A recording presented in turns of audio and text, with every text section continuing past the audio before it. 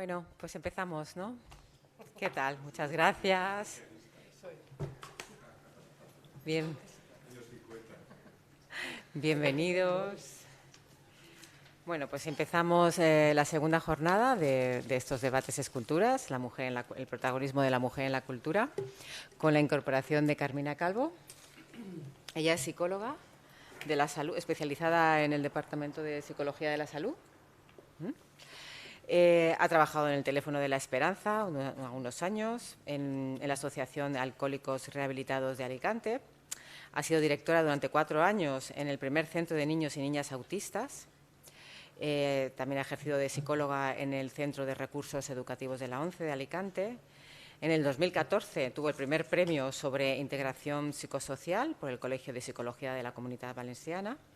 Y como libros podemos destacar el Yo soy una niña y tú, Educación sexual de la Escuela Integradora, Estrategias de pensamiento, el capítulo 5 del Manual de Psicología y Ceguera y diversas mujeres diversas. Se oye muy flojo porque estoy alejada.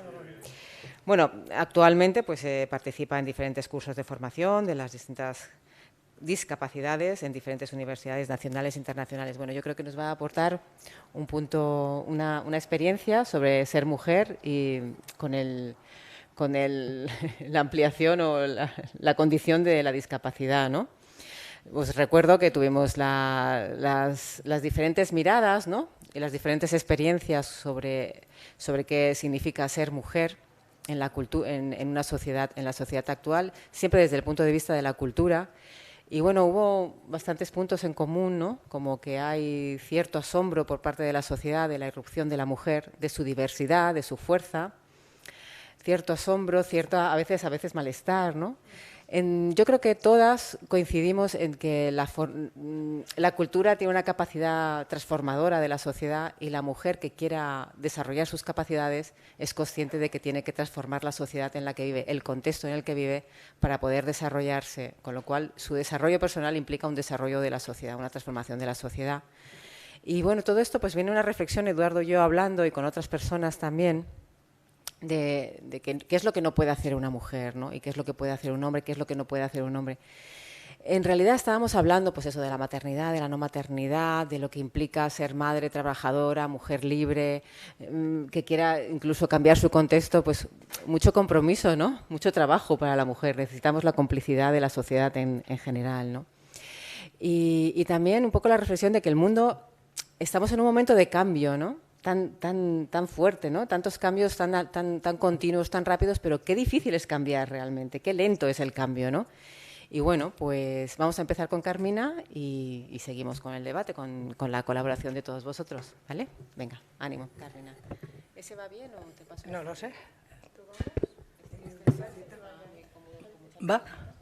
¿Va? ¿Sí? Bueno, buenas tardes, gracias, Guillermina, por la presentación. Y bueno, yo hoy tengo 2 objetivos fundamentales que reivindicar a la mujer con discapacidad, porque las mujeres con discapacidad pues, tienen 2 obstáculos, que es primero el de ser mujer y el segundo el de tener la condición de discapacidad. Y asimismo también quiero decir que la etiqueta de discapacidad, es decir, cuando vemos una persona ciega o sorda o con una silla de ruedas, ¿qué más vemos? Pues normalmente no nos fijamos en más.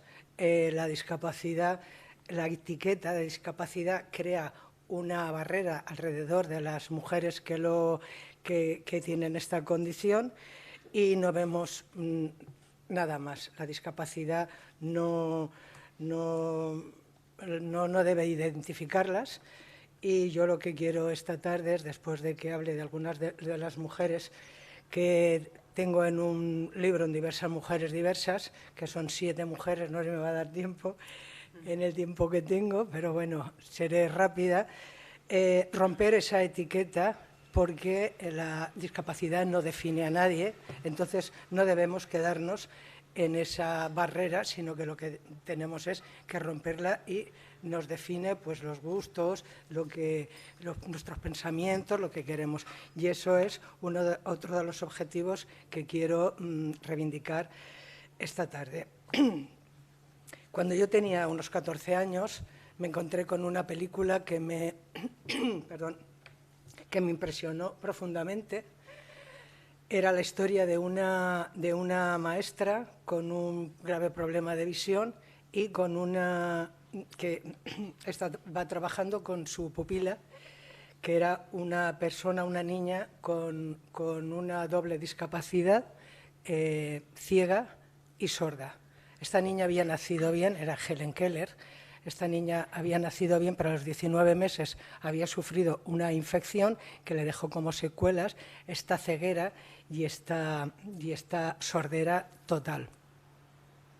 La película me impresionó tanto por muchas razones. La primera, porque me enteré de que era una historia real, no era una película sin más, y una de estas personas que estaba en la película, en este caso la niña Helen Keller, aún vivía, lo cual aquello me impresionó de tal manera que cuando tuve que elegir qué quería estudiar, pues al final me decanté por estudiar psicología para poderme dedicar a las personas con discapacidad, siempre queriendo imitar a Anna Sullivan, que fue la maestra por excelencia, pero naturalmente no lo conseguí, porque llegar hasta una maestra con excelencia era demasiado. Pero bueno, mi profesión me la vivo apasionadamente. La entrega y lucha de aquella mujer que pudo derivar el destino de esta persona, de esta niña que estaba destinada a vivir en el más absoluto silencio y en la más absoluta oscuridad, y que gracias a su maestra pudieron cambiar el destino, eso fue lo que más me impresionó, y quise profundizar un poco en la vida de estas dos mujeres, y entonces me fui encontrando con 5 más, y son las que conforman el libro. Me siento obligada, desde que las conocí, a hablar de ellas, de sus luchas, sus escritos, para poderlas ubicar en el lugar que les corresponde, ya que muchos de sus triunfos se han adjudicado a otras personas o fueron silenciadas. Mujeres que sufrieron la doble discriminación, como hemos dicho, por ser mujeres y por tener una discapacidad. Tenemos que trabajar hacia el conocimiento y el respeto para que se pueda dar lo que se entiende como modelo real de transformación social, olvidarnos de los estereotipos, como indica la teoría del rol social, ya que estas mujeres rompen con todos los estereotipos utilizados. Ellas, con su hacer, deconstruyen la idea estereotipada. Vamos a ver por qué estas mujeres fueron tan perdón,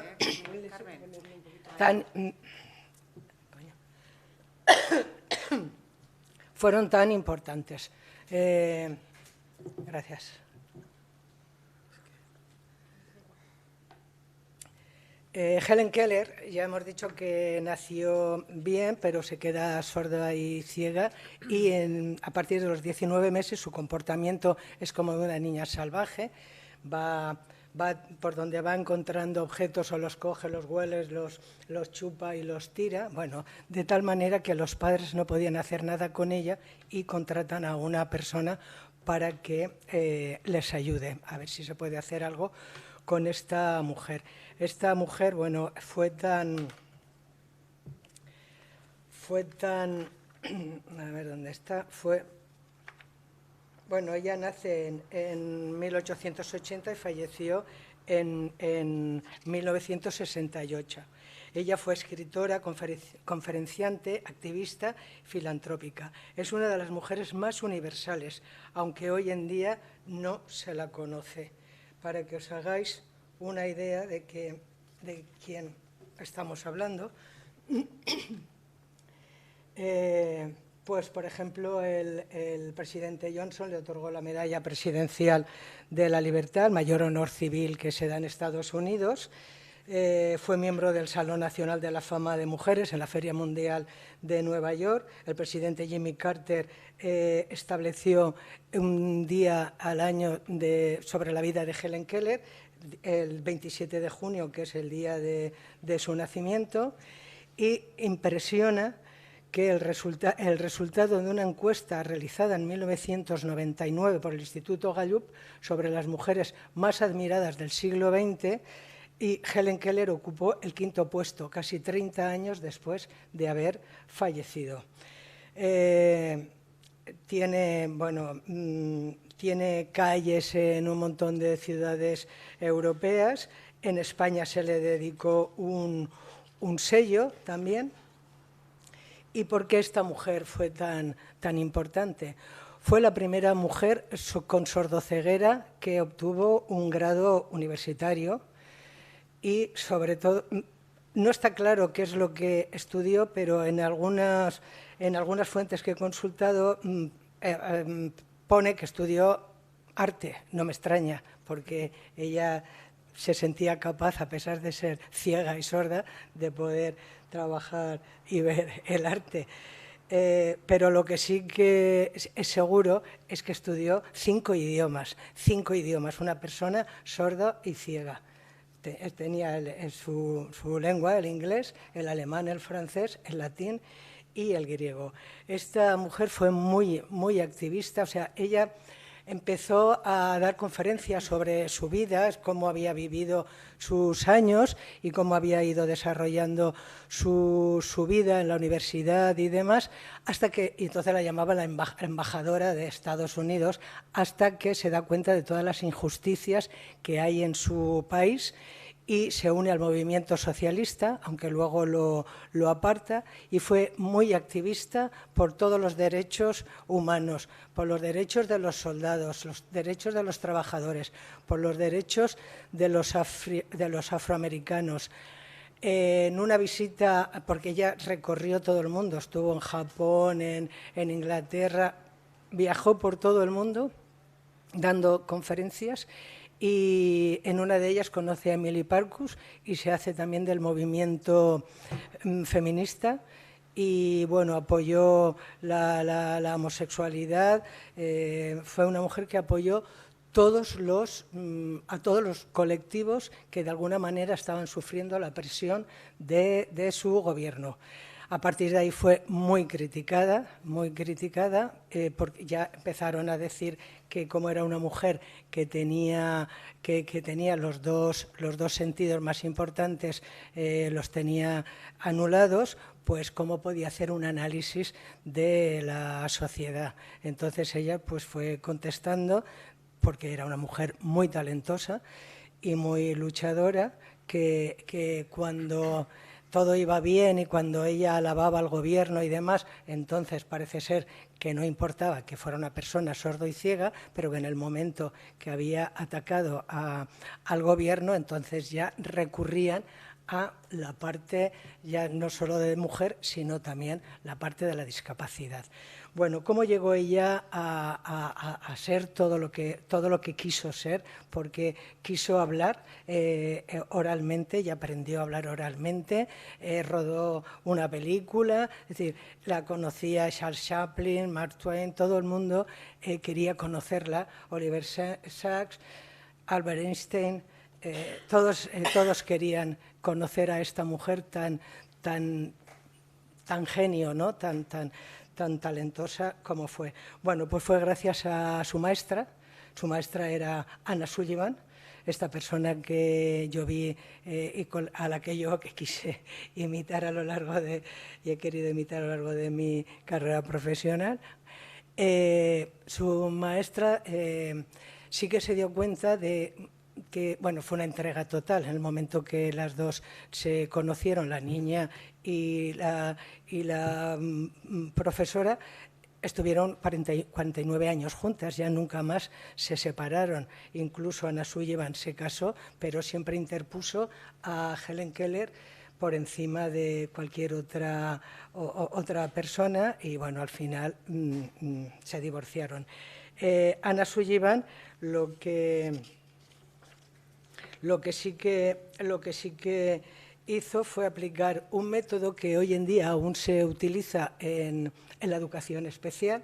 El método pues empezó primero a poner límites a la conducta disruptiva que tenía Helen Keller, después que aprendiera el seguimiento de órdenes y, lo más importante, la comunicación. Cualquier actividad que hacía Helen Keller, ella se lo asignaba en la mano. La niña no entendía aquellos garabatos que significaban hasta que, esto es que es muy famoso, por eso lo cuento, hasta que en un momento de rabieta la niña va a una fuente que tiene en el jardín de su casa y entonces toca el agua, y cuando Anna Sullivan le asigna agua es cuando ella se da cuenta que eso que está cayendo y que refresca es agua. A partir de esos momentos, en un año aprendió 569 palabras de su vocabulario. Es decir, que tuvo, en el momento que fue consciente de quién era, porque hasta esos momentos no sabía ni quién era, a partir de ahí empezó su desarrollo evolutivo. Anna Sullivan fue pionera en los tratamientos y en actividades que se realizan hoy en la educación en general y en la educación especial en particular. Ella decía que los niños, aunque tuvieran una discapacidad, y más la doble discapacidad que tenía Helen Keller, que tenía que vivir todo lo que vivía cualquier niño, total, que instauró lo que hoy entendemos por ocio y tiempo libre. Les obligó a los padres a que aprendieran braille y el vocabulario dactilográfico y creó lo que es la escuela de padres. Hizo la observación de conducta de su alumna recogida en un diario, por eso se sabe todo lo que Helen Keller fue desarrollando. En general, lo que entendemos hoy como la enseñanza centrada en el estudiante.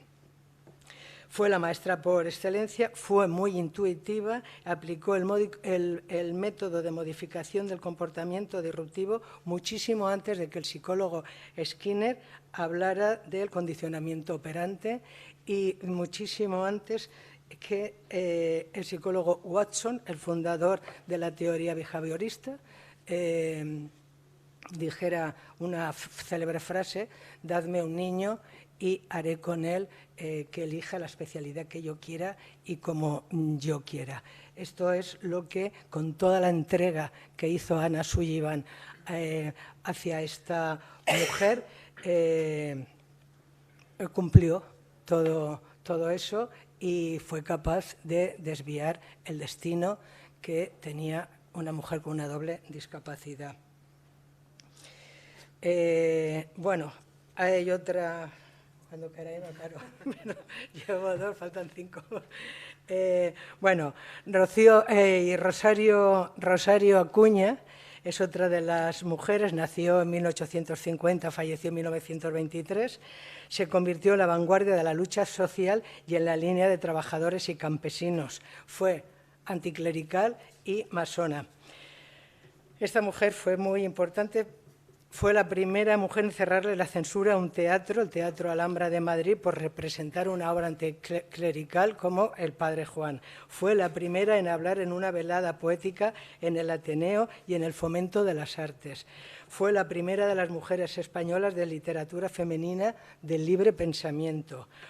Fue la primera en provocar manifestaciones y huelgas en la Universidad Complutense. Bueno, al final se corrió por todas las universidades por un artículo que escribió que llamó La Jarca Universitaria. Fue, a causa de esto, la primera mujer que se exilió a Portugal y la segunda en estrenar Rienzi el Tribuno. Rosario Acuña trabajó tanto a pie de calle en todas las manifestaciones que habían en contra del gobierno, en contra de los derechos, de los privilegios que tenían la religión.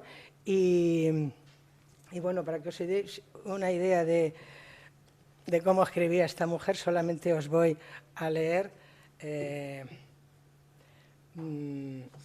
La Jarca Universitaria, por la cual provocó todas esas huelgas y esas manifestaciones que hubo por todas las universidades y que al final Acción Católica entró en funcionamiento y ella, para no ir a la cárcel, tuvo que exiliarse a Portugal. el artículo, la Jarca Universitaria, que ella publica primero en un periódico francés y luego en uno catalán, es la consecuencia de un hecho que sucedió en la Universidad Complutense, y es que 5 mujeres, 2 alemanas, 2 españolas y una francesa, se atrevieron a ir a la universidad. Los alumnos, los compañeros, las recibieron con mucha agresividad, de tal manera que hasta les tiraron piedras y demás. Esta mujer, entre otras cosas, dice: nuestra juventud masculina no tiene nada de macho. Como la mayoría son engendros de un par de sayas, la de la mujer y la del cura o fraile, y de unos solos calzones, los del marido o del querido. Resultan con 2 partes de hembra, o por lo menos hermafroditas. Por eso casi todos hacen a pluma y a pelo. Tienen en su organismo tales partes de feminidad, pero de feminidad al natural, de hembra bestia que siente los mismos celos de las perras, las monas, las burras y las cerdas. Y hay que ver cuando estas apreciables hembras se enzarzan a mordiscos, las peloteras suyas son feroces. ¿A quién se le ocurre ir a estudiar a la universidad? Dios nos libre de las mujeres letradas. ¿A dónde iríamos a parar? ¿También como vamos en el machito? Pues ¿qué? ¿Es acaso persona una mujer? ¿No andan ya los sabios a vueltas para ver si es posible sustituirlas por engendradoras artificiales? Además, la juventud española no las necesita, por eso anda toda ella tan rasurada, con un poco de perfume y siendo de noche, ¿qué más da uno que una? Anda y que siga la danza. Bueno, esto lo escribe en 1911. Para que os hagáis una idea. Esta mujer, bueno, también fue muy luchadora, sobre todo reivindicó todos los derechos para la mujer, reivindicó la educación para las niñas, que se educaran igual. Tiene un trabajo también sobre la moda, es decir, todas las cosas que vemos, todos los lemas que vamos viendo en el movimiento feminista actualmente, pues algunos ya vienen de ella. Ella dice: justicia es lo que necesitamos, no galantería. Que la mujer tenga conciencia de sí misma, hacerla inteligente, desarrollar su organismo con elementos iguales a los que rigen la educación del varón. La mujer debía participar activamente en el debate y luchar para derribar las diferencias de sexo e igualar los ideales de ambos. Bueno, pues un poco también sobre la moda. Estamos hablando de 1900. La moda va alienando y manejando a las mujeres, teniéndolas entretenidas con unos cánones de belleza imposibles que van marcando y constriñendo a la mujer a tener una visión muy superficial de su género, solo llamativo por su aspecto exterior. Aprovecha el artículo pues, para hacer también apología para la igualdad de los derechos de la mujer. Bueno, esta mujer tenía una ceguera intermitente, es decir, ella a los 4 años tiene una enfermedad en los ojos, que le salen unas pústulas con un tratamiento muy, muy doloroso, y entonces a temporada se quedaba ciega total, pero cuando recuperaba la visión pues era capaz de atacar a todas las injusticias que ella veía. Bueno, lo que estaba comentando, a partir de la Jarca Universitaria, ella tiene que estar 4 años en Portugal, luego vino, pero ya se dedicó solamente a la masonería. Ella se hace masona aquí en Alicante, en una velada que hay de poesía en el Teatro Principal, y se entera de que hay una logia, la logia Alona, aquí en Alicante, y ella se forma con el nombre de Hipatia. Fue muy, como podéis imaginar, la republicana, feminista, anticlerical, pues cuando llega Franco al poder, esta mujer la borran totalmente del mapa, y es a partir de 1988, por ahí, cuando un grupo de feministas la reivindican, de tal manera de que en Gijón, que es de donde es ella, pues hay hay una escuela feminista de verano que hablan de estos temas. No sé. ¿Quieres hacer otra? ¿Cuento otra? Venga, voy a contar otra. Bueno, María Blanchard es una artista, fue una de las artistas más importantes de las vanguardias del siglo XX. Ella nace con una cifoscoliosis que le crea una doble joroba, pero tenía mucho talento para dibujar, y el padre la envía, ella es cántabra, la envían a Madrid, y hay un pintor, un profesor de ella, Benedito, que le recomienda que su arte aquí no va a triunfar y que se marche a París.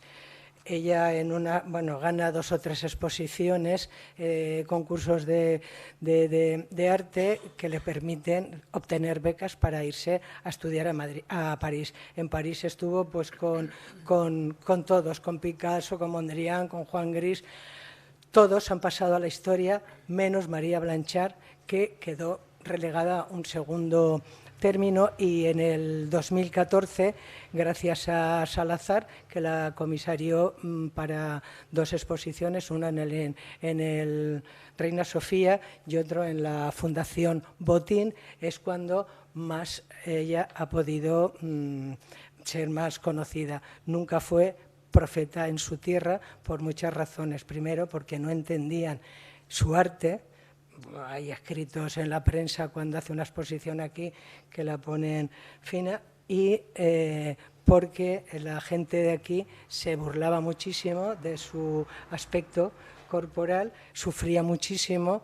Las personas le pasaban los billetes de lotería por la joroba, todo aquello le producía tanto dolor que al final se cambió. Ella era María Gutiérrez Blanchard, renunció a ser española, murió en Francia, en París, y se cambió el apellido por el de su madre, que era francesa. Y hasta aquí, me quedan más, pero bueno.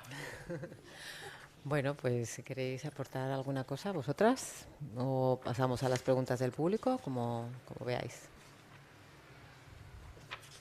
Fede, Iria, Yum. Hola, buenas tardes.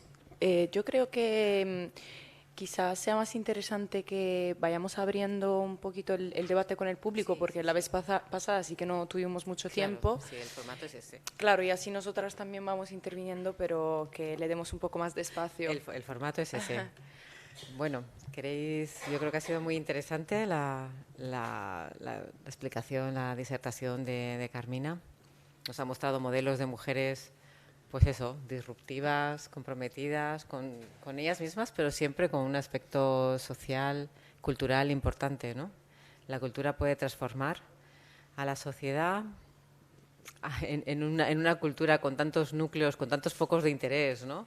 Quizás sean estas personalidades las que puedan transformar, cambiar nuestra realidad, ¿no? Venga, a ver, vamos a ello. ¿Queréis aportar, por favor? María.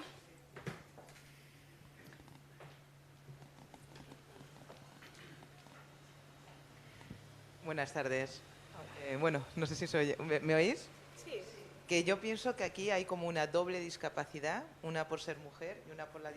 ¿Me oís ahora mejor? Ahora. Pienso que aquí hay una doble discapacidad de estos 3 personajes, o sea, bueno, de estas 3 eminencias, una por ser mujer y otra por ser discapacitada. Es así como lo que me quieres transmitir también.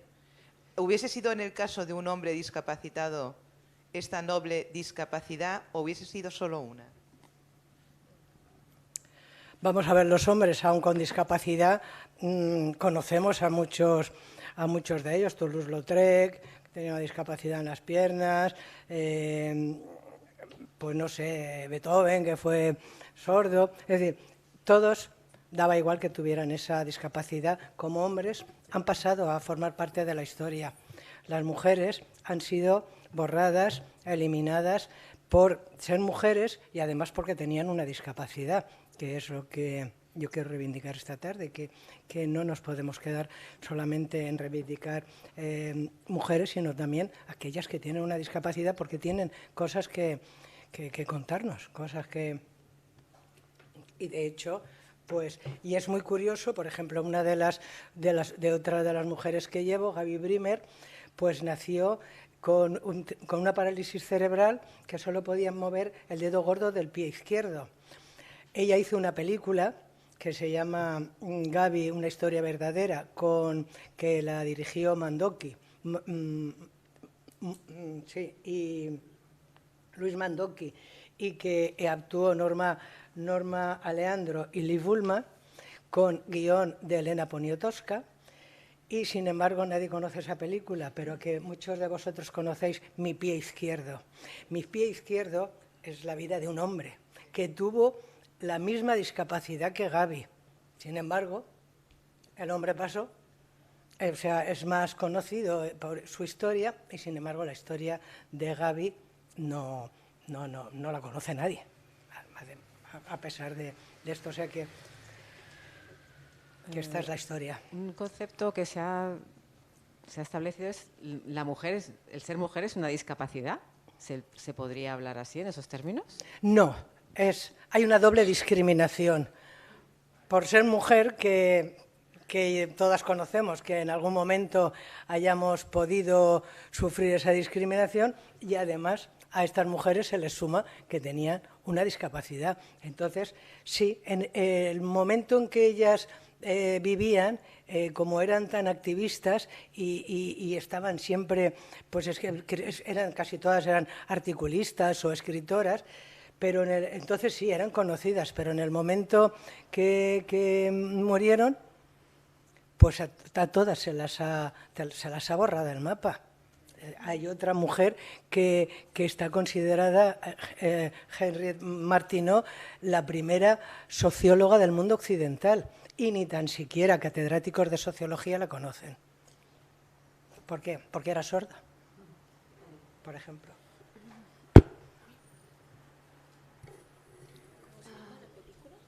Bueno, ¿puedo Gaby, coger aquí directamente? verdad. No, estaba pensando cómo esto, por supuesto, se extiende también al estigma de la salud mental.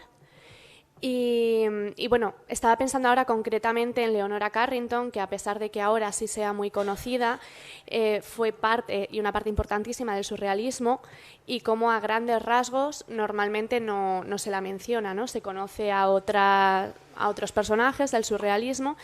Y bueno, ahora mismo tiene una exposición inmensa en la Fundación Mafre, y algunas de las cosas que puedes leer cuando lo estás viendo es, punto uno, cómo hay textos del momento, de su familia, de sus profesores, que la describen como ineducable, que me encantó esa palabra. La echaron de 10 centros católicos antes de ser mayor de edad. Y bueno, cómo se la encerró en un psiquiátrico en contra de su voluntad, una serie de cosas, pero lo más llamativo de esto era cómo, con todas esas etiquetas y esa invisibilización y demás, ella, que además había estado emparejada también con artistas muy importantes en su época, que bueno, que parece que esto siempre daba un poco de mayor visibilidad en aquel momento. Hay un documental final en el que ella tiene 93 años y va hablando con fluidez, tanto inglés como español, cambiando de un idioma a otro, con muchísima lucidez, con muchísimo sentido del humor y con muchísima sencillez.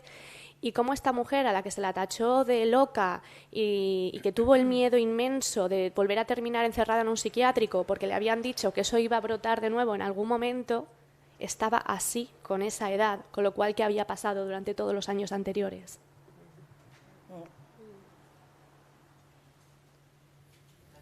Personajes históricos no están muy bien tratados, ¿no? Juana la Loca, incluso Isabel la Católica, que fue muy disruptiva en su momento, muy conservadora también, pero muy poderosa, también se la ha juzgado de una manera despectiva, ¿no? Hay muchos ejemplos en nuestra propia cultura. Quizá el miedo a la diferencia, ¿no? El miedo a ser uno mismo, ¿no? Lo que decía Iria de la turba de búfalas. Se ve como una turba, ¿no? Cuando el mundo es diverso y disperso y distinto, ¿no? ¿Alguna cosita o queréis? Bueno, yo continuaría.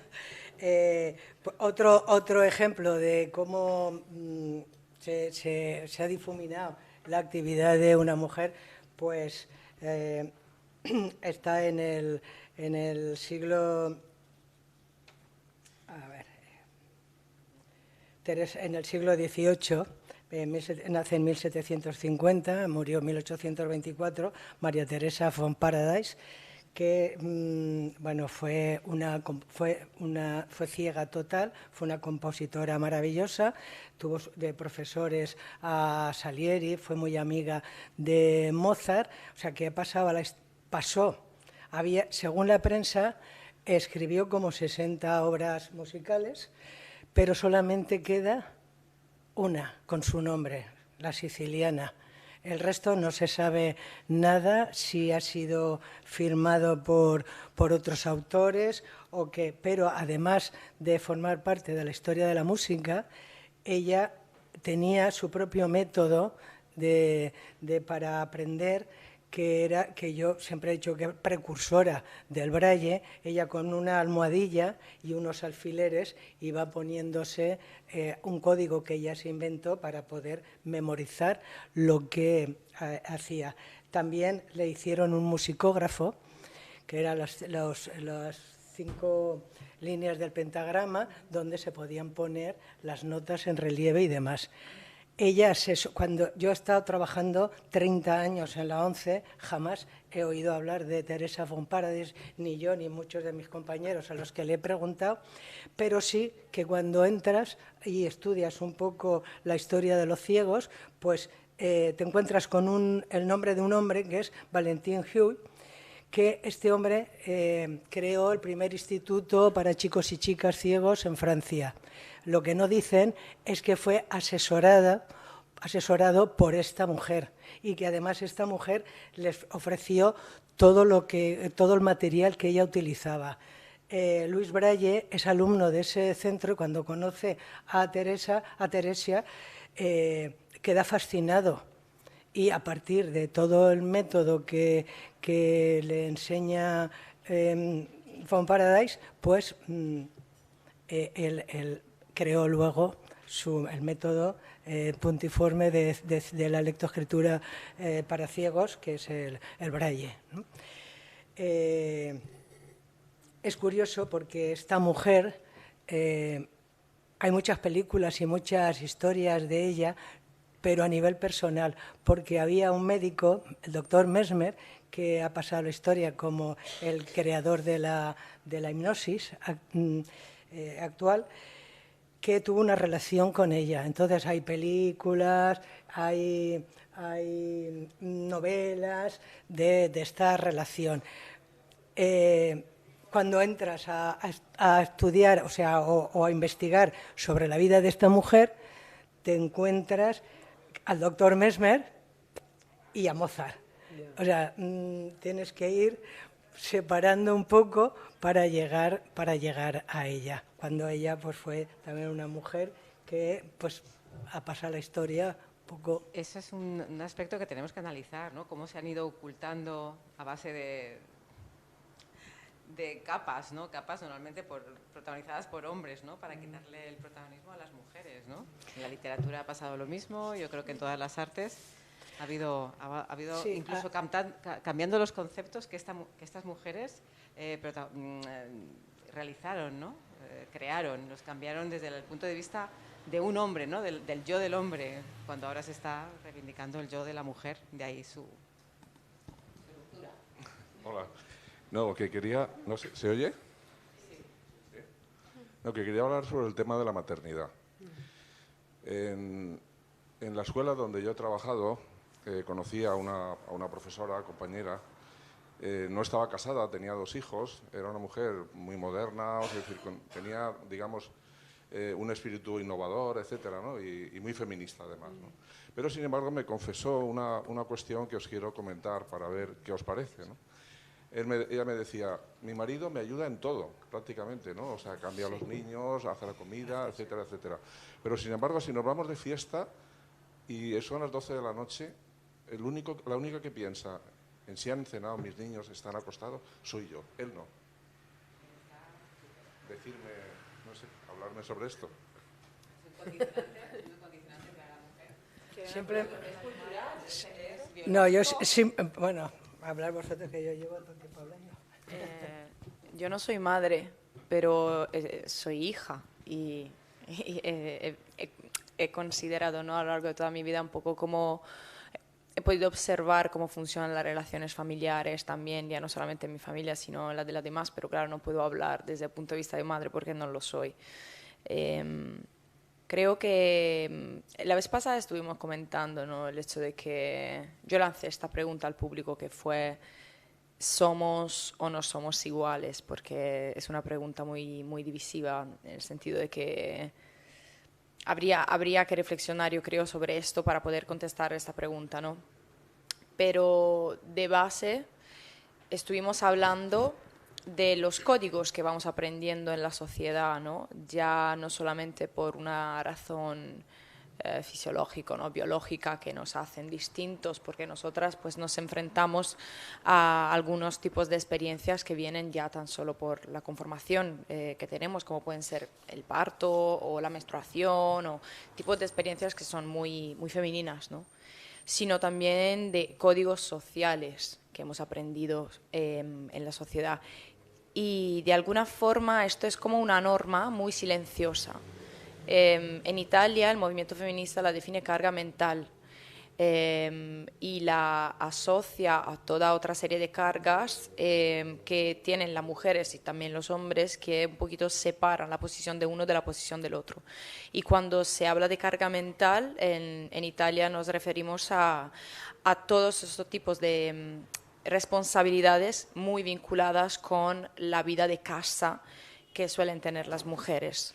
Ya no solamente en la educación de los hijos, que también es otro aspecto que estuvimos comentando en la reunión anterior, ¿no?, que normalmente pues por razones también históricas se dejaba mucho más a las madres, porque los padres eran los que estaban pues buscando comida o trabajo, ¿no?, fuera de casa, sino también solamente la propia organización de lo que es la casa. Yo pues he convivido con muchísima gente. En todos los países en los que he estado viviendo siempre me he encontrado a convivir piso con hombres y normalmente ninguno de ellos tenía la misma edad, pero ninguno de ellos había hecho una lavadora en su vida. Y yo se lo tenía que enseñar, porque claro, partía del presupuesto de que esto no es una actividad por mujeres, ¿no? Entonces, claro, ¿qué sucede con ese tipo de cargas, con ese tipo de responsabilidades? Yo creo que las hemos ido arrastrando a lo largo de los siglos, y como consecuencia de todas las situaciones económico-políticas en las que nos hemos encontrado a vivir. Creo que de base la sociedad es un poco reflejo de cómo funcionan las relaciones entre la tecnología, las nuevas tecnologías, la política y la economía. Entonces, hoy en día vivimos en una sociedad altamente globalizada, altamente tecnológica, en la que las relaciones de género, claro, han salido de repente en el debate de todos los días, porque la gente está mucho más informada, pero anteriormente no había tanta información. Entonces, ¿cómo se transmitía esa cultura?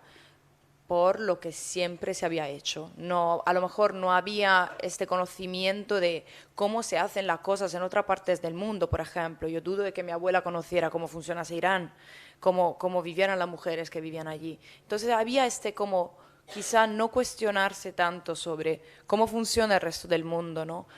No cultivar, no es tanto no interesarse, sino no tener la posibilidad de cultivar este tipo de inquietud por conocer lo que hay fuera. Entonces se terminaba por aceptar lo que siempre había sido. En mi casa, pues yo veo a mi madre, que es la que cocina o la que tiende la ropa, y asumo que esto va a ser mi rol también. Es una forma de... Me refiero, ¿no?, cuál es el mecanismo. Es una forma de reflejo, al igual que aprendes a no caer, son toda una serie de reflejos que están vinculados con la cultura. Y ha llegado un punto, gracias al movimiento feminista, en el que todos estos temas se han puesto sobre la mesa como un debate al final oficial, se ha oficializado todo lo que iba siendo, ¿no? La carga de la mujer, y entre ellas también estaba esto. Y yo todavía, y hablo por mi generación, que es una generación muy informada, muy moderna en este sentido, ¿no? Todavía tengo que encontrarme a defender esto con mis coetáneos, porque parece ser que es un secreto del que no se suele hablar, pero que está allí. Yo, por ejemplo, en lo que ha sido mi experiencia personal, vivo en un ambiente de trabajo, siento que pertenezco a una parte de la sociedad y que cultivo ciertas relaciones en las que puedo encontrar mi dimensión como persona y puedo hacer valer este tipo de libertad cuando hay, por ejemplo, que compartir este tipo de responsabilidades. Pero siento que a nivel social todavía no hemos aprendido que son responsabilidades que hay que compartir. Entonces terminamos con frases como la que has escuchado tú, que es me ayuda, como si fuese mi responsabilidad y él, pues que está haciendo su parte, no me está ayudando, cuando en realidad no está escrito en ningún sitio que esto debería de ser así. Pero no sé, ¿hay algunas madres? ¿Vosotras sois? No, tampoco. Qué No sé si casualidad, queréis aportar qué casualidad. algo más. Mira qué caso. Es que esas decisiones... Es curioso además que se O en el público también. claro, porque que se plantee el debate de la maternidad en una mesa de mujeres y cultura, ¿no? Quiero decir que es llamativo que en una mesa que además pretende como actualizar el papel de las mujeres y ponerlo en cuestión, ¿no? Poner en cuestión la división de los géneros, ¿no? El varón, lo masculino ha sido universal, lo femenino ha sido un papel dependiente. En la cultura, por supuesto, exactamente igual.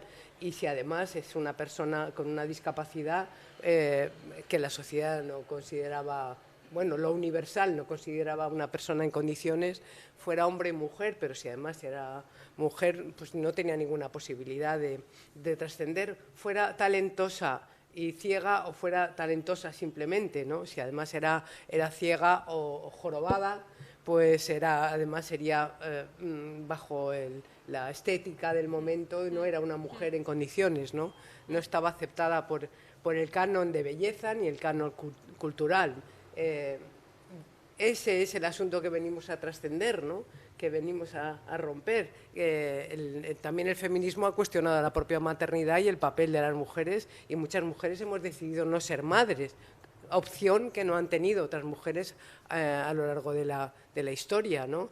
Y esta cosa de yo te ayudo, no, mi marido no me pega. Yo creo que estando en un debate sobre cultura, bueno, hemos conseguido un poco superar este asunto, considerar cuáles son las políticas que tenemos que desarrollar para romper esos márgenes, ¿no? Para romper bueno, cuando llevamos muy poco tiempo desde que nuestra compañera Lacuña estuvo en el Teatro Principal en Alicante y se sumó a la logia, ¿no? Y bueno, y todo lo que han hecho tantas mujeres con talento para transformar la realidad, ¿no? Yo creo que estamos en un presente en el que ese debate ya es común. La maternidad es un asunto que tiene que incumbir al conjunto de la sociedad. El cuidado, los cuidados, la procreación y luego los cuidados. Los cuidados, mientras eso no sea un hecho político y las políticas ayuden a las empresas y a las personas a poder dedicarle tiempo a los cuidados, pues esto seguirá siendo algo que recae solo sobre las mujeres y además seguirá siendo un elemento de división social que en realidad lo que hace es perpetuar aquello que hemos heredado, ¿no? Que es, yo creo que lo que necesitamos es poner en cuestión, establecer cuáles son las políticas culturales, en este caso, ¿no? que nos van a ayudar a avanzar en ese sentido, ¿no? ¿Qué políticas culturales necesitamos? Y que esas políticas tengan que ver cómo a garantizar, lo dice en este momento hasta instituciones internacionales, ¿no? Había notado aquí algunas medidas, ¿no? Por ejemplo, en el informe de la ONU del 2012, claro, una institución internacional, ¿no? Dice, derogar las leyes que estén basadas en estereotipos de género negativos o perjudiciales, adoptar medidas para reflejar plenamente las contribuciones culturales de las mujeres. Medidas absolutamente generales, pero bueno, te están diciendo, hay que ir por ahí, ¿no? Y es que estamos yendo por ahí, ¿no? Con toda las resistencias que consideran, ¿no? Siempre que, bueno, que las mujeres son como una novedad, ¿no? Una novedad en la historia, que estamos, empezamos a decir, bueno, no hay ninguna novedad, mire usted, ¿no? Mire usted todo lo que se ha ocultado, ¿no? Porque mientras ha habido mujeres talentosas y que han avanzado en muchísimos aspectos sus conocimientos, ¿no? Los conocimientos de su sector, en realidad, una vez muertas, ¡pum!, se han vuelto a encapsularse en el silencio, ¿no? Aunque sus contemporáneos hayan estado obligados a reconocerlas, ¿no? Pero estos aspectos tan necesarios, ¿no? Asegurar que las mujeres y las niñas tengan el mismo grado de apoyo estatal en las artes, los deportes y las ciencias. Aspectos completamente generales, pero las líneas generales que tienen que marcar las políticas de los países y los gobiernos democráticos, ¿no? ¿Eso qué significa? Pues desde un punto de vista concreto y municipal, que es lo local, pues cómo generar, primero tener un conocimiento de qué está pasando, ¿no? En nuestro entorno, cuál es la red real de asociaciones, qué instituciones hay, qué organizaciones, dónde se vincula la gente, los niños, las niñas, los adolescentes, las mujeres, ¿no? Que vemos que participan en tantos aspectos y que luego no aparecen destacadas, ¿no? Yo creo que para poder marcar unas políticas culturales de participación, pues hay que generar primero esa información y después poner al frente de las instituciones a personas que tengan una mirada política sobre la política cultural, no solamente personas que sepan de algún aspecto, ¿no? O de la cultura o sean especialistas en no sé qué, ¿no? Porque también sabemos y vemos cómo en realidad hay una mirada hacia la cultura como una política de segunda categoría, ¿no? Algo así, que todo el mundo tiene la cultura en la boca, pero no, favor, ¿no? Claro, ni los presupuestos son del mismo nivel que los presupuestos digamos, de agricultura, ¿no? Que ni posibilitan también cómo desarrollar, ¿no? No vale con saber de algo, no vale con tener amigos que pintan, ¿no? O que bailan, ¿no? Hay que tener un diagnóstico y hay que tener un interés sobre las políticas culturales, ¿no? Sí. Bueno, no sé si te toca, pero te ha dado el micrófono y yo llevo un rato hablando. Bueno, yo quería haceros una pregunta que va para las 4. Sí. A ver, ¿qué pensáis vosotras de dos mujeres que en los años 40 y 50 sí que tenían poder aquí en España? Estaban en un mundo de hombres, pero sí que alcanzaron un puesto de relevancia y tenían gran poder, como era Clara Staffer, que era alemana-española, y Pilar Primo de Rivera, que era hermana de José Antonio Primo de Rivera, ¿no? Sin embargo, estas mujeres adquirieron un poder solamente comparable a los hombres, ¿no? Entonces, ¿qué pensáis vosotras de estas dos mujeres, que ya sabemos que iban por unos derroteros que no nos convencen a ninguno de lo que hablamos aquí, pero que cómo alcanzaron estas dos mujeres, siendo mujeres, ese estatus de poder? Pilar Primo de Rivera pues fue la fundadora de la sección femenina, que fue apoyada por José Antonio, y entonces tenía todo ese poder para que las mujeres tuvieran su espacio privado, nunca público. Las públicas eran ellas, pero esta mujer en concreto hizo todo unas leyes, unos mandamientos, unas recomendaciones de cómo se tenían que comportar las mujeres, pero en el espacio privado, porque el espacio público estaba reservado para los hombres. Yo tuve una experiencia porque para dar clases de educación física, de educación física, política y labores, tenías que depender de la sección femenina. Entonces yo di clases de educación física en un instituto, el Instituto Figueras Pacheco, que cuando lo abren es el Instituto de Babel, y al mismo tiempo yo estaba estudiando aquí en la universidad y se estableció, o sea, organizamos un partido de fútbol entre la Universidad de Murcia y la Universidad de Alicante. Era la primera vez que se jugaba un partido de fútbol entre mujeres. Pero la sección femenina apoyaba, Pilatal Primo de Rivera apoyaba pues el baloncesto, el balón volea, que se llamaba entonces, pero el fútbol no. El fútbol estaba organizado para los hombres.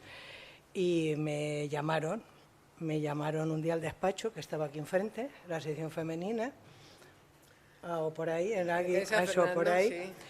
Sí. Y no sé dónde estoy, por ahí.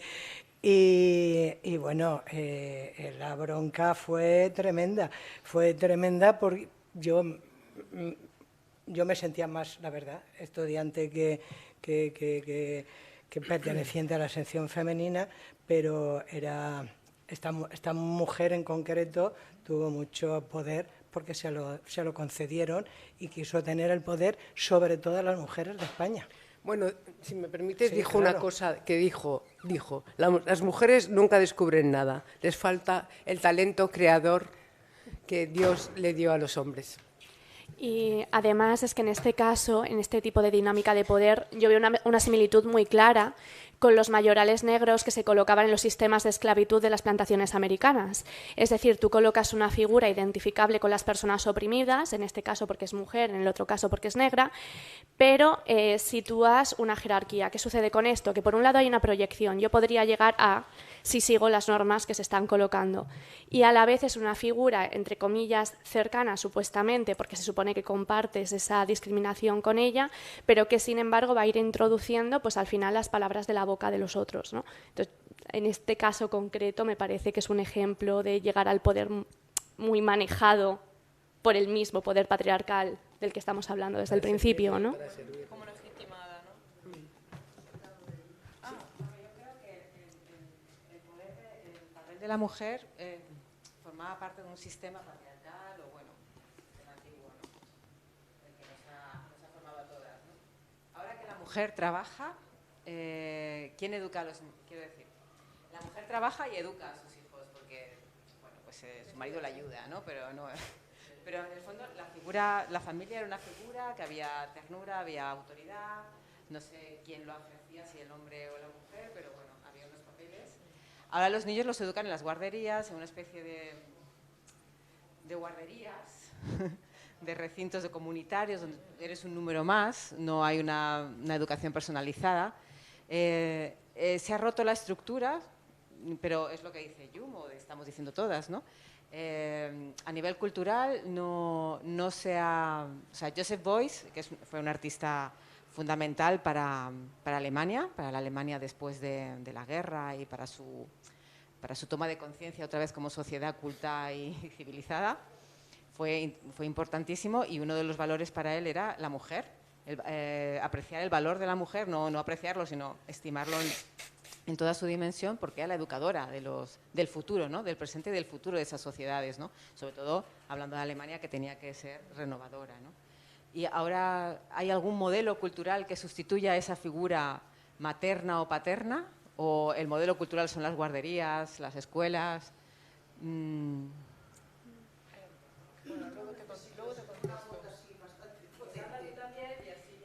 yo simplemente quería antes que se vaya de, no sé, de rumbo, lo que estábamos hablando, lo que estabas diciendo tú. Sí. Y es una cosa que me ha preocupado siempre mucho porque he sido maestra, estoy ya jubilada. Entonces, dentro de las clases de tutoría y en las mismas clases, ¿no? Siempre me ha preocupado muchísimo los papeles, los roles, los estereotipos de la mujer respecto del hombre, ¿no? Y solía preguntar en el aula, ¿pensáis que realmente estamos ya igualados el hombre y la mujer? ¿Hay igualdad entre el hombre y la mujer? Estoy hablando de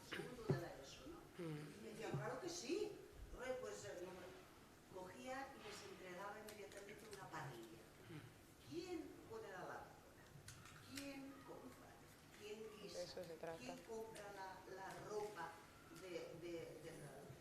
¿quién se preocupa de cambiar las camas? Entonces empezaban realmente y se daban cuenta de que el padre igual cogía el coche y se iba a comprar.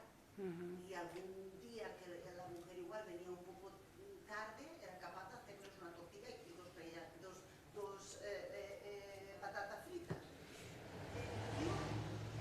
Me preocupa muchísimo, y creo que esto ya viene de arriba, efectivamente, de la manipulación a la que estamos sometidos, el que no se ponga en la escuela de una forma realmente bien estructurada y bien programada una asignatura que sea el tratamiento de la igualdad, es decir, que se trabaje en la igualdad, ese factor que es...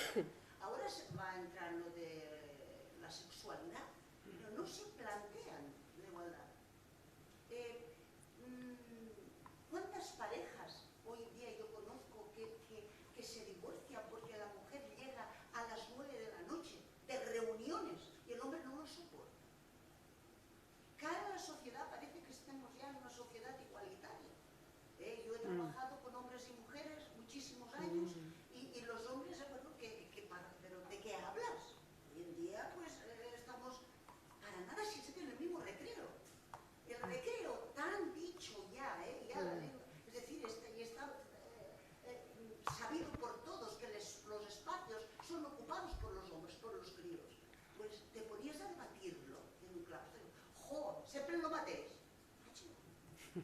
Y del día siguiente, todos los críos con las dos porterías y las crías dando vueltas al recinto y apartándose porque alguna pelota que atrás libera. Que hoy en día pase eso en un colegio, no en un colegio, en muchísimos. Y bueno, no hacemos nada. La gente va, da matemáticas, da lengua, da inglés, y es que se ve, se respira. Dices que realmente es chiquillas, ¿qué va? Lo están mamando en casa, pero totalmente en la calle, en la televisión. Y luego, efectivamente, esas crías que se hacen mayores, que son capaces de ir a una universidad, que se enfrentan a trabajos de más de 8 horas, de 10 horas, y se atreven a tener hijos, tienen conflictos con la pareja.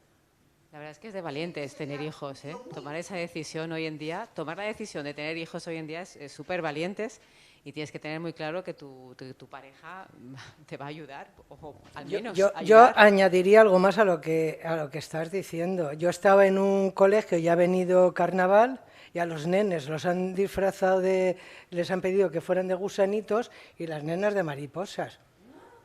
Sí, sí.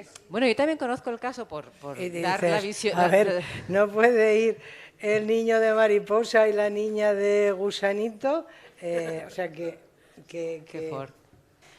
Yo también conozco el caso de mi sobrino juega al fútbol y hay niñas en su mismo equipo. O sea, hay una imposición, pero que muy bien aceptada tanto por entrenadores como por la mayoría de los niños, no todos. Y hay niñas que juegan súper bien. Yo he ido a ver partidos y me lo he pasado bomba viendo a las niñas bregarse cuerpo a cuerpo, ¿eh? Es un deporte físico. A mí es que no me importa. Claro. Es que el Claro, el debate estaba, es que tienen que se junten. Yo digo, claro, tú no te juntas con un elefante.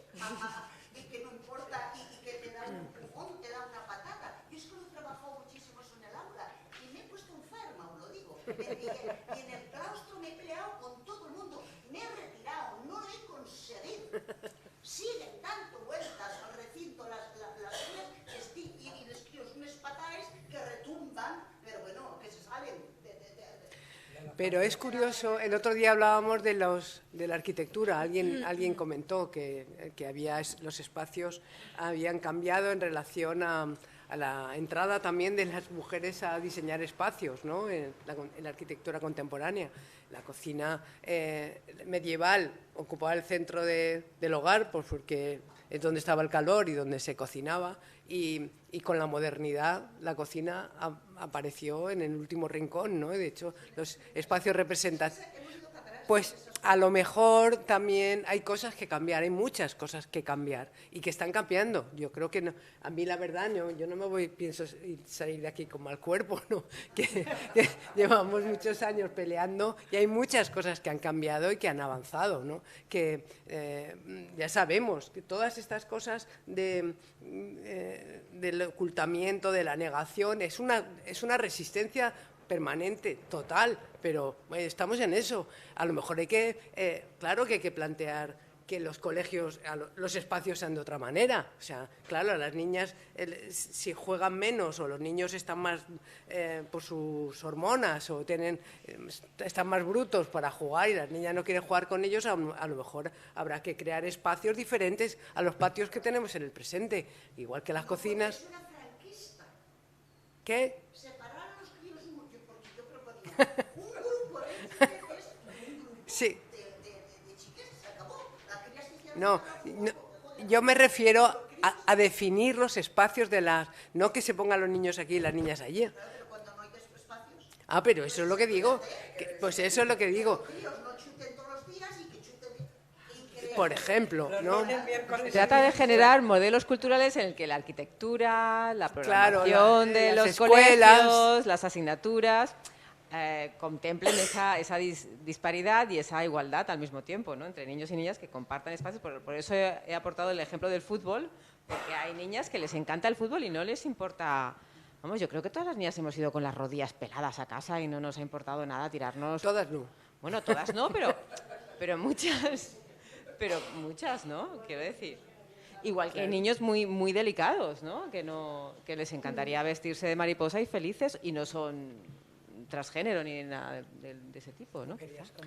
Yo quería comentar la cosa que es una pena que no esté Ágora hoy, porque Ágora comentó en la reunión pasada que quizá el tema de la maternidad, que es un poco, volviendo a lo que estábamos comentando, como un código casi biológico, ¿no? que aprendemos, esté tan, ¿cómo decirlo?, tan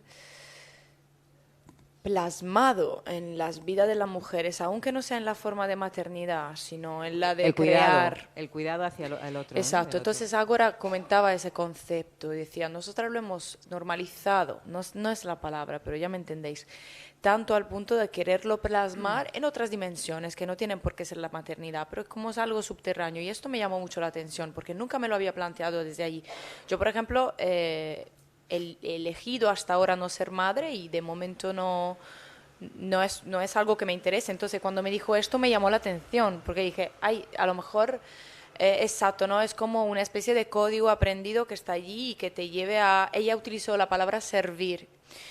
Y sobre esto pues he estado reflexionando toda la semana, porque decía, es como si lo tuviésemos tan integrado que intentamos plasmarlo en las formas que sean, de poder crear, poner todo el mundo de acuerdo, en cualquier caso complacer y entonces servir un poquito a la sociedad, ¿no?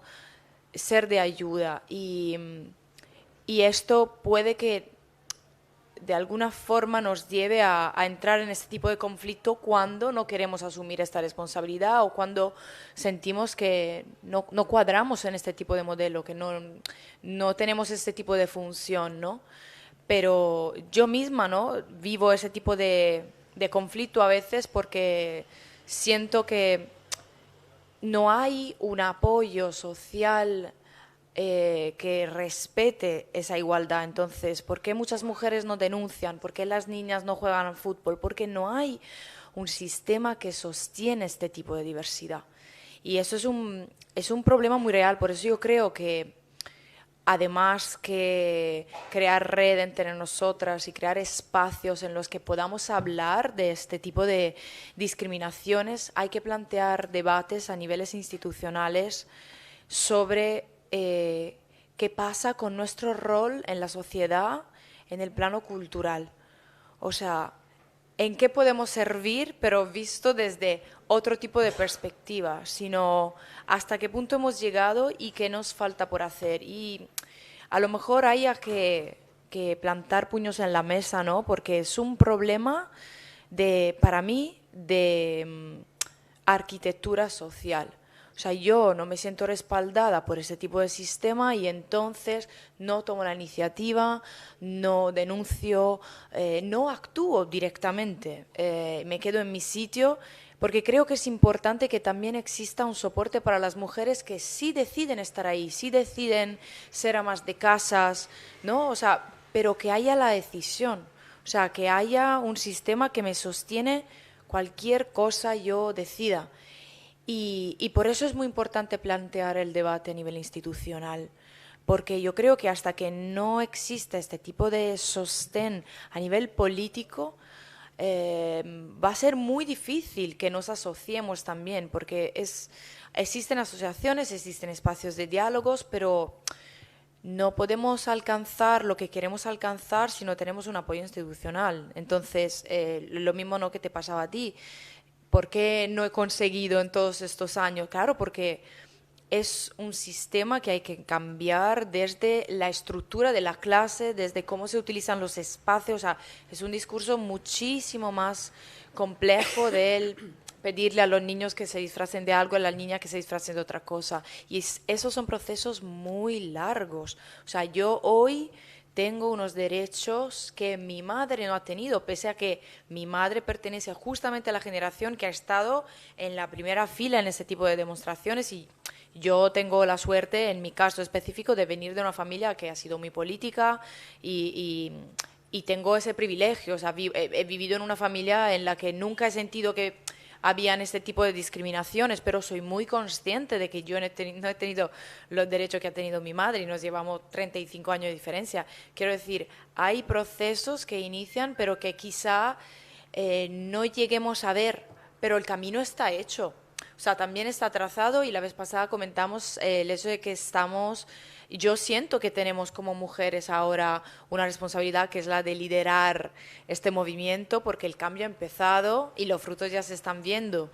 Y la siento, o sea, siento que esta es la responsabilidad de decir hasta dónde queremos llegar, por dónde hay que seguir. No porque sea mujer siento que tengo más importancia, sino porque sé lo que nos ha costado llegar hasta allí, con el apoyo también de los hombres, por supuesto, pero la pregunta es cómo planteamos este cambio y a dónde queremos que vaya, porque mi miedo es que a veces se parta con la intención de resolver una discriminación y que se termine creando un movimiento que al final empieza a crear otros tipos de discriminaciones. Eso para mí es ese reto ahora mismo.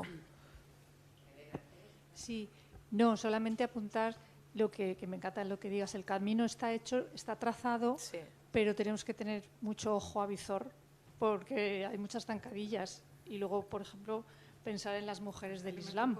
¿Se me oye? Bueno, pues pensad en las mujeres del mundo islámico, ¿no? O sea, que yo qué sé, y con, claro, no sé, el mundo a veces se presentan unas distopías que dices, Dios mío, en literatura, con Margaret Atwood, pero es que están ahí a la vuelta de la esquina, da un poco de miedo. Yo por lo menos siempre intento estar ojo avizor. Bueno, pero es que la literatura, ¿no?, y el arte al final no deja de ser un reflejo constante de lo que vivimos. El arte y la literatura precisamente sirven para hablar de las cosas que nos importan en el momento en el que lo estamos transitando. Y algo que sí es cierto es que, bueno, el poder, quien lo tiene, no lo entrega de buenas. El privilegio es muy difícil de desmontar, precisamente porque quien tiene el privilegio, pues bueno, lo va a defender con uñas y dientes, como sea. Entonces aquí sí que hay una cuestión, ¿no?, de qué va antes, el huevo o la gallina, y es que es cierto que hace falta un marco jurídico, es cierto que hace falta un debate político, pero para llegar ahí también hace falta todas esas redes y esas micropolíticas internas y sociales sin las cuales es imposible llegar a plantear el debate sobre el marco jurídico, ¿no? Claro, pero a lo que me refiero es que ese terreno está allí.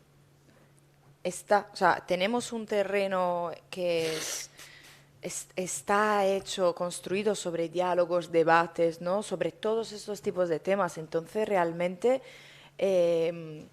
yo creo que está como lo suficientemente maduro como para ser llevado a mesas institucionales. A eso me refería. Pero entiendo lo que quieres decir, ¿no?, el tema del huevo o la gallina, sino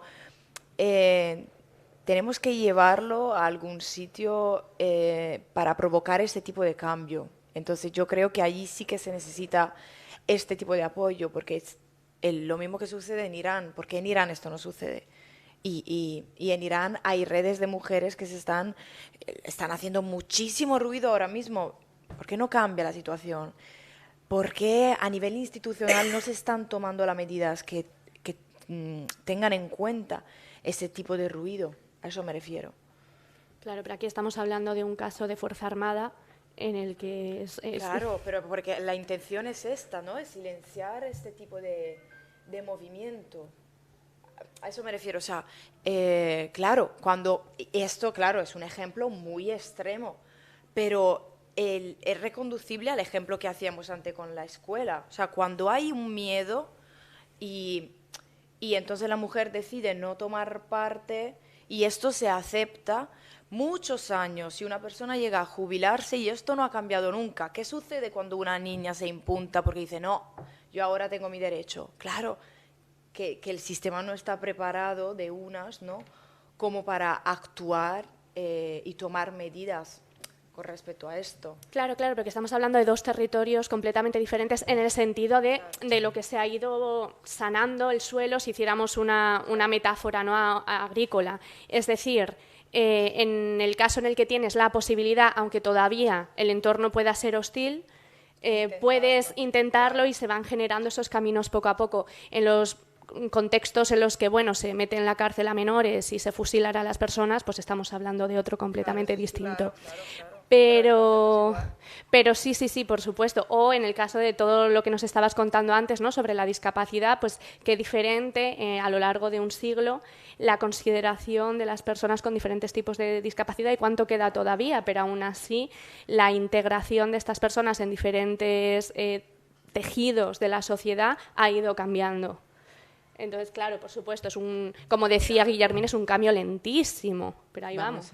Sí, lentísimo, pero yo no me creo que esta maestra haya pasado su carrera profesional sin influir nada, sin transformar nada.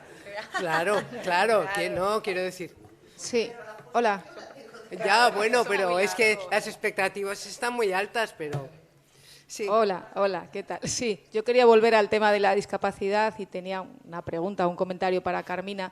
Hay ahora un movimiento anticapacitista, porque vivimos en una sociedad en la que es muy capacitista en el sentido de que... ¿Un movimiento qué, perdona? Capacitista, que espera de todos nosotros que tengamos una serie de capacidades que aporten sobre todo a nivel económico a la sociedad. Sin embargo, con el tema de la discapacidad sí que hay un movimiento actualmente que es anticapacitista por esto mismo y que ve la discapacidad pues como una parte más de la diversidad humana y lo que pretende es la no intervención. Es decir, todos los cuerpos son válidos, todas las personas también, y no tenemos que verlas desde un punto de vista productivo, desde un punto de vista económico. Con lo cual, creo que defienden pues esto, la no intervención, el por qué tengo yo que intervenir en la vida de una persona para normalizarla de alguna manera y que sea productiva o que aporte, porque no puedo respetarlo como parte de la diversidad humana y atenderlo, obviamente, apoyarlo, pero desde el punto de vista de la comprensión, no de la intervención como para conseguir normalizar. Creo que me he explicado. Quería saber un poco qué opinas tú de del capacitismo, del anticapacitismo y estas cosas. Bueno, para mí es que la discapacidad es una construcción social y entonces esto es claro, ahí. a partir de ahí alguien se ha inventado de que todas las personas con discapacidad tienen que pertenecer a un grupo de dependientes donde es un cajón desastre.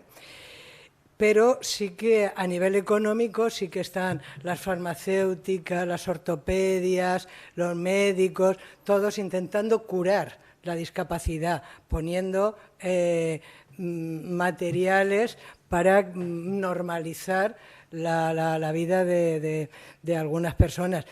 Económicamente dejan mucho las personas con discapacidad, entonces han preferido meterlas a todas en un grupo para así poder que rindan más económicamente. No, pero el tema creo que ya no es que nos aprovechemos económicamente como sociedad de estas personas, sino que pretendamos incorporarlas a lo que podíamos ser el resto de todos nosotros que no tenemos una discapacidad y que somos normales, por decirlo así. ¿Por qué ellos se tienen que incorporar a esta nuestra normalidad? ¿Por qué no podemos respetar sus vidas como lo que son sin pretender intervenir en ellas para que se incorporen a la normalidad? A ver, ellas forman parte de las personas con discapacidad forman parte de la vida y de la historia de la vida. El tenerlas apartadas o que se incorporen o no se quieran incorporar, eso ya puede ser una decisión muy personal, pero no como grupo. Sería, pues si estamos ahora partiendo de que la mitad de la historia está a medias porque no se ha contemplado a las mujeres, pues podría seguir estando aún muy imperfecta, si lo que entendido como perfecto lo lleno, lo completo, si no estuvieran las personas con discapacidad entre nosotros. Entonces, movimiento anti... A ver, cada persona, tenemos que respetar la diferencia de cada uno. Cada persona tenemos unas necesidades, pero eso no quiere decir que con mis necesidades tenga que apartarme de la sociedad, sino que con mis necesidades puedo estar ahí. Y con las personas con discapacidad, por supuesto que algunas de ellas tienen necesidades de cuidado, de atención, pero siempre vamos a respetar, debemos respetar esa diferencia, pero atender como una persona más. Los movimientos modernos y de apartar más que de incorporar, no los entiendo. No sé si vas por ahí o qué. Sí, es un poco esto. Bueno, sí. El tema de esto, de por qué los tenemos que incorporar a nuestra vida productiva, pues igual no... Están incorporados ya. Sí, pero intervenir personalmente en cada uno de ellos, claro, para que tú aprendas a esto, tú aprendas al otro, pues igual, no lo sé. Ya, eso es terrible. Lo que no hay es que estandarizar las actividades para que las personas entren ahí a ese pasillo que vamos poniendo, a esa casilla, ¿no? Es decir, que todo el mundo es válido o somos válidos para optar a lo que queramos. Unos necesitarán ayuda, otros menos ayuda, pero todos podemos ser válidos para optar a lo que queramos. A ver, María. ¿No? ¿Lola? ¿No? A ver, ¿me oís? ¿Ahora me oís? Sí. Vale. Yo pienso que estamos a mitad de camino. Pienso que tenemos muchos frentes abiertos, como las redes sociales, las nuevas tecnologías, donde muchos niños, niñas, no sé si me seguís, es muy peligroso, y no estoy hablando de inteligencia artificial ni de cosas raras. Estoy hablando que yo siempre he pensado que la mujer, y a esto me lo han comentado hombres, yo cuando llego a casa descanso. Mi mujer cuando llega a casa después de trabajar tiene otro trabajo y digo, tendrían que tener 4 sueldos, ser madres, ser profesoras o tener un trabajo, ser esposas. Entonces yo pienso que hemos avanzado mucho, porque inicialmente toda la sociedad fue un matriarcado, luego ya un patriarcado. Entonces hemos avanzado mucho, pero todavía nos queda mucho que avanzar. Comparto todo lo que has comentado de tu madre. Por supuesto, hemos conseguido el derecho al voto, hemos conseguido muchísimas cosas que ni siquiera había antes. Pero quedan muchas cosas que conseguir todavía. Y hay un peligro que veo yo, con vistas a la discapacidad, por ejemplo. Las redes sociales a veces son buenas para unas cosas y son malas para otras, porque son un catalizador. Son un catalizador de lo bueno y lo malo, para el discapacitado, para las mujeres y para muchas cosas más.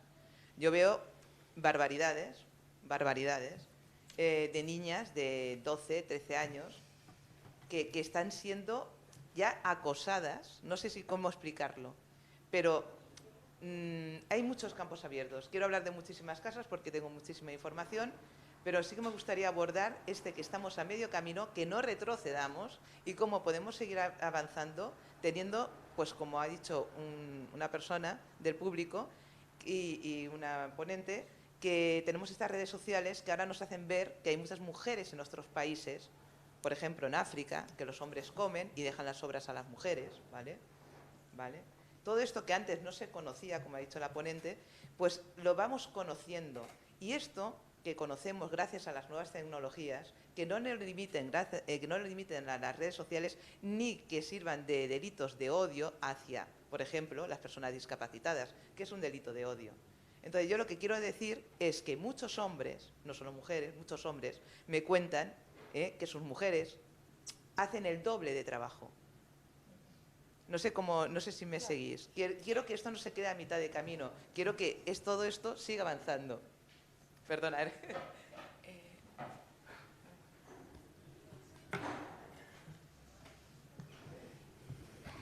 Yo creo que la red social, sinceramente lo creo, ha sido una de las razones para la que el movimiento Me Too ha llegado de la forma en la que ha llegado. Y eso porque nace de un movimiento sino una reivindicación muy circunscrita y luego se difunde por toda América y de toda América, claro, llega a la América del Norte y desde la América del Norte llega a la Europa y llega al mundo. Y ha llegado por red social, realmente. Ni siquiera ha llegado por la típica información como podrían ser pues televisión o radio, no, ha llegado por red social. ¿Qué sucede? Que las redes sociales catalizan, como tú has dicho, la información y la polarizan. Y ese es el peligro, todo sí o todo no, Me Too, Men Too. O sea, ha salido el Me Too y luego ha salido el Men Too, ¿no?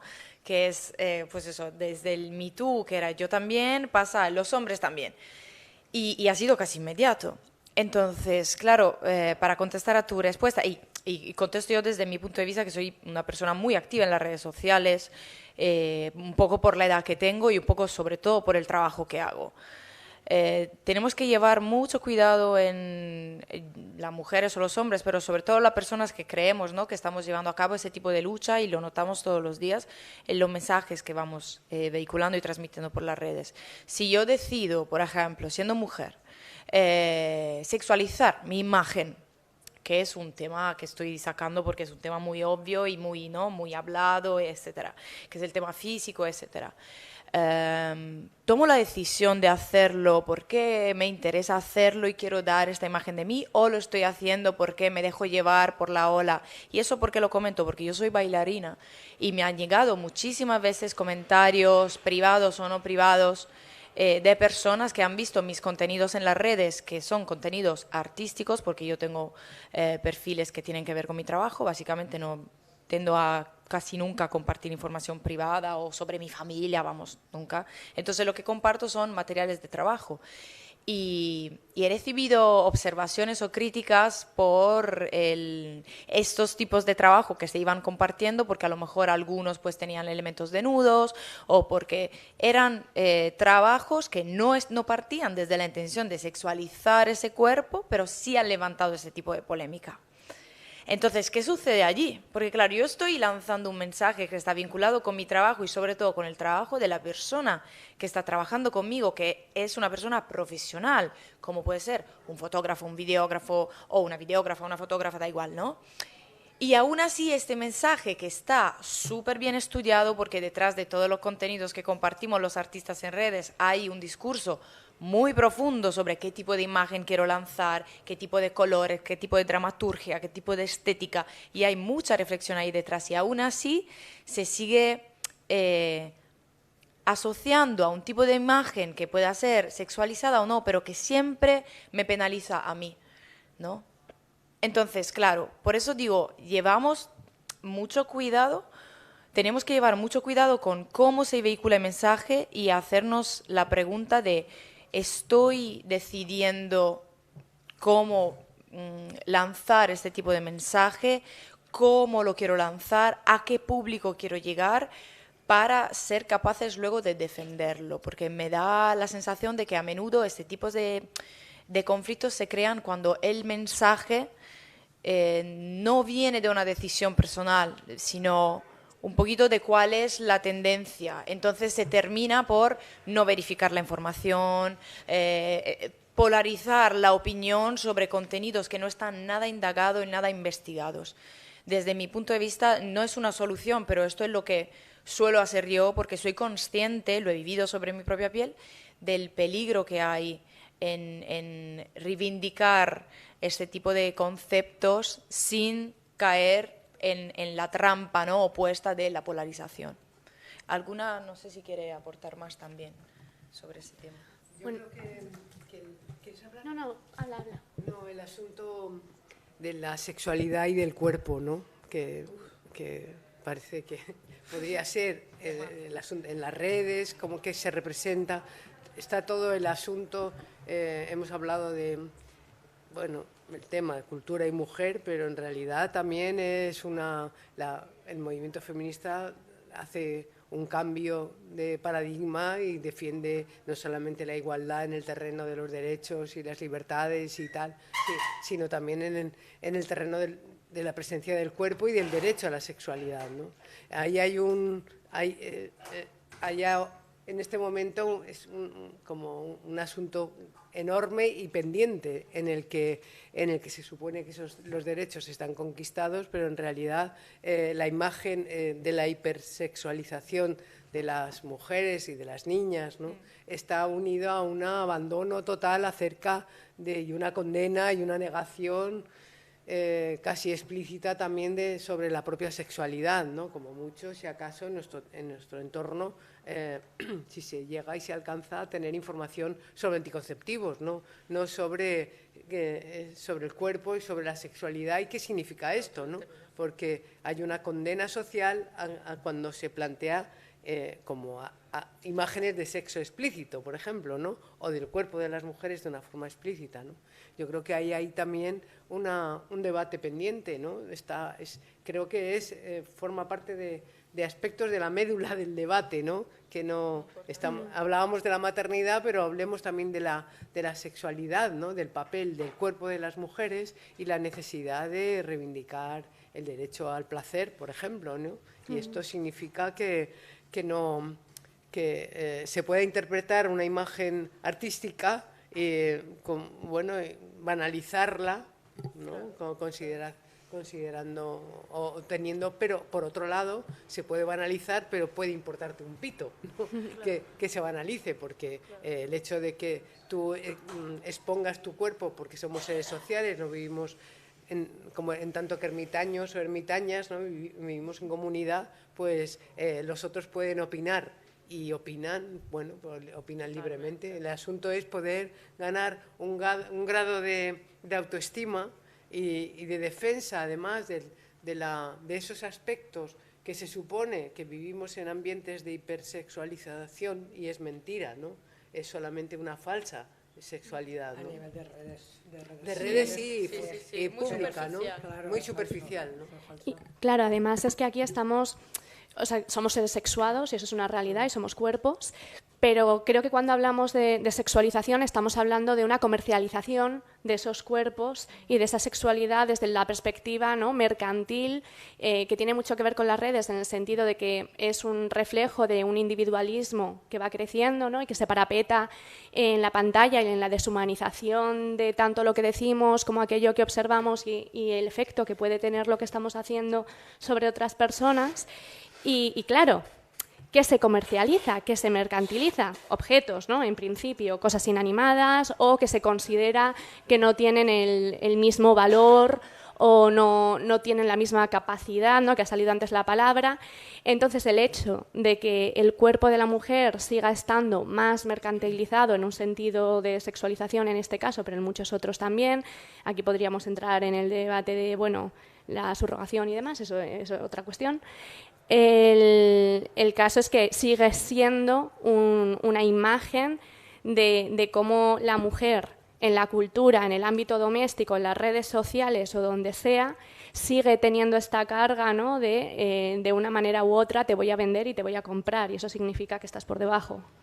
Aunque, por supuesto, y el hecho de que se interprete este mensaje de publicaciones completamente artísticas con otros trasfondo y por demás, no tiene nada que ver ni con el trabajo artístico ni con el mensaje que estás mandando, sino que los códigos que existen siguen siendo los de trueque, los de intercambio. Entonces no vamos a ningún lado por mucho que estemos diciendo otras cosas, si no vamos desmontando, ¿no?, esos códigos previamente. Claro, ahí el problema, lo que sugería ella, ¿no?, es que hay una persona, como puedo ser yo en este caso concreto, ¿no?, que sabe muy bien lo que está haciendo y esta cosa no le interesa, ¿no?, no recibe ese tipo de crítica, pero hay muchas personas que...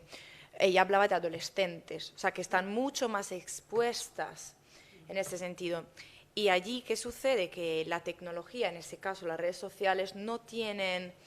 Bueno, aunque se está luchando muchísimo por esto en toda Europa, sobre todo en América, la lucha está mucho más fuerte, pero no están regularizadas las redes sociales, de momento. Entonces, es un poco el Far West. O sea, puedes decir lo que quieras, ¿no?, con el tema, ¿no?, del políticamente correcto, de que todo el mundo tiene derecho y todo eso ¿en qué se traduce? En que a lo mejor hay pero una que no niña... se vea un pezón. A eso voy. De mujer. A eso voy. Claro. Por eso digo, es un tema muy espinoso porque no hay una regulamentación, pero exacto. Y yo a veces he publicado fotos de nudos, me he pegado un pezón de hombre y no me lo han censurado. Me lo he puesto encima del mío para probar qué sucede si recorto la imagen, ¿no?, de un pezón masculino y es así que no me la censuran. Entonces, por eso digo, es un tema que está muy mal regulado de momento. Entonces, una persona que no tiene ese conocimiento directamente, ¿no?, de cómo está yendo la sociedad, o una persona menor que está como más desprotegida ante este tipo de delitos, no sabe todavía bien cómo defenderse. Y ahí es un tema ahora, yo creo, muy importante, de mucha importancia. Yo con algunas asociaciones pues sé que se están moviendo muchas aguas en este tema, también por todo el tema de protección de los menores, pero ha nacido desde ahí, desde el debate sobre por qué censuran un pezón femenino y no un masculino. Entonces, la cosa se está moviendo, por supuesto queda mucho camino por recorrer, pero creo que también deberíamos de valorar el potencial que la red tiene también como vehículo de información, porque han habido muchas polémicas sobre esto en las redes sociales que se están sosteniendo y están llevando a que se pida una regulamentación ya de los contenidos que se publican. Bueno, una pequeña anécdota sobre esto, y ya me callo y doy paso a las compañeras, es con lo que estabas comentando de que te has puesto un pezón masculino. Bueno, una es que los vídeos para enseñar cómo palparte y buscar bultos se hacen con hombres con sobrepeso o con cierta imagen mamaria, porque eso no lo censuran, ¿vale? Entonces, porque no puedes poner una mama de una mujer porque la censuran. Y la otra es una anécdota de una autora valenciana, Elisa Ferrer, que bueno, ella ganó un premio de novela con Tusquets, y en la imagen de la portada hay una fotografía suya de cuando tenía 4 años, me parece, en la playa jugando. Vale, pues cuando suben la portada a Instagram, la censuran, porque hay un pezón femenino de una niña de 4 años en la playa. O sea, ¿hasta qué nivel llega esa objetividad, o sea, esa cosificación, ¿no?, del cuerpo femenino cuando estamos hablando de una niña haciendo castellitos de arena? Lo defienden diciendo que es para evitar el porno, pero realmente es un debate mucho más complejo. Eso es otro tema, no metemos ya con el porno. ¿Alguien más quiere...? Bueno, esto destaca que la mujer es un pilar central de nuestro sistema cultural, ¿no? Y que se la mantiene en control, ¿no? Quizás seamos nosotras o nosotros, la sociedad actual, la que tenga que generar nuevos modelos, tanto arquitectónicos, sociales, culturales, para mejorarlo, ¿no? Para poder... Y también un poco centrarnos, enfocar el tema en la educación, ¿no?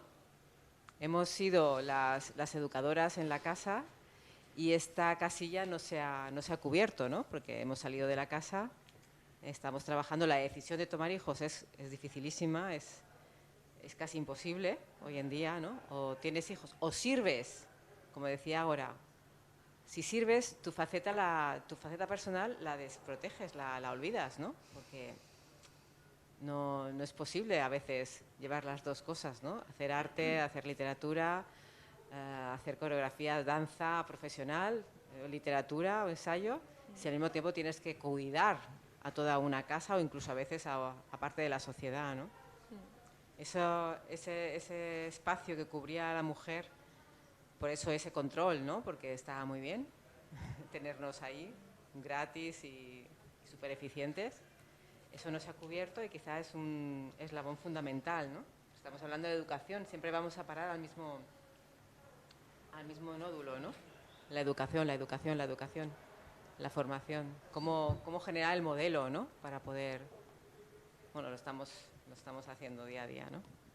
Pero la educación y también luego uno mismo, ¿no?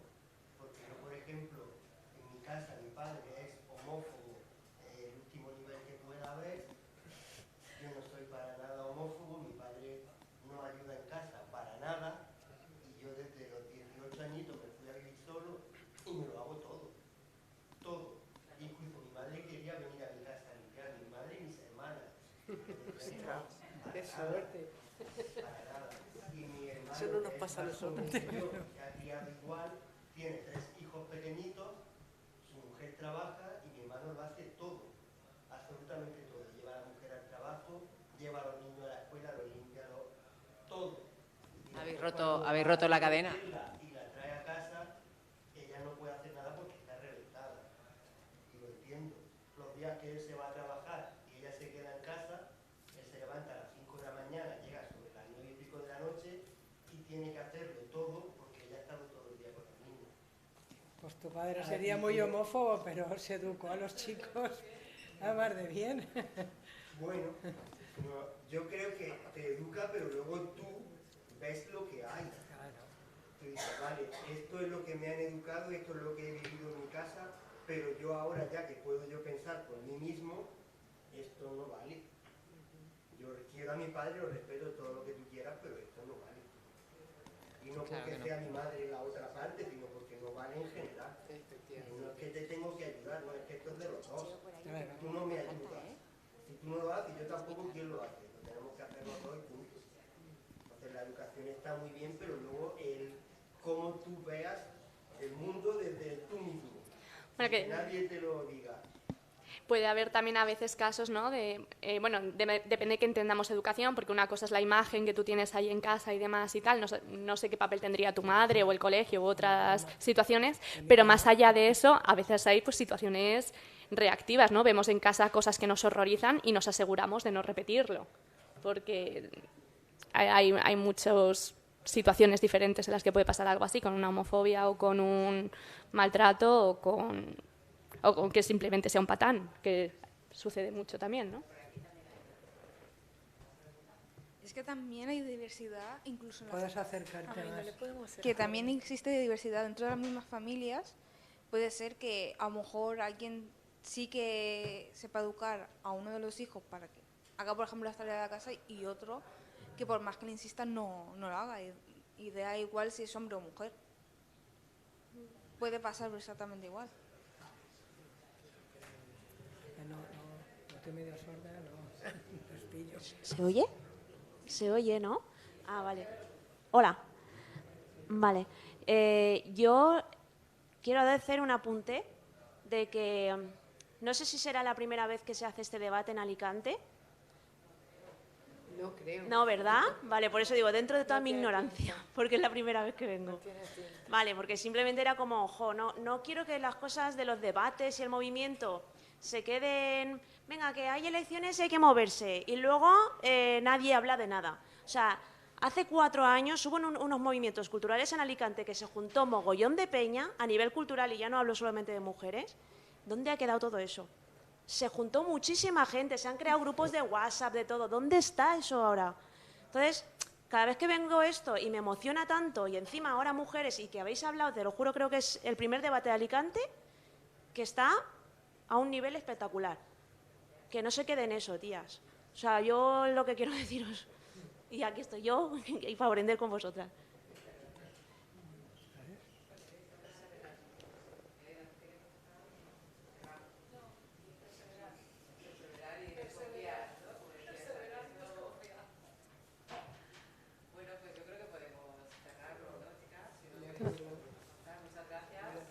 Muchas gracias.